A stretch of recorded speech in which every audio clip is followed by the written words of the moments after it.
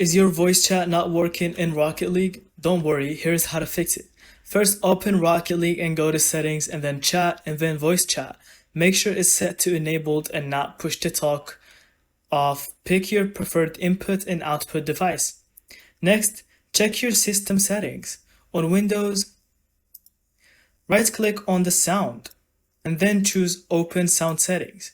Here, check your input settings for your microphone and make sure it's the right one. Also, make sure Rocket League has microphone permissions under privacy microphone. If you're on console, go into your party or system audio settings and ensure your headset is selected and not muted. Still no luck? Try updating your audio drivers, restart the game, or verify your game files in Epic Games or Steam. And finally, double check your firewall or VPN isn't blocking voice chat. And that's it. Thank you so much for watching. I hope you found this video helpful. And don't forget to leave us your thoughts in the comments.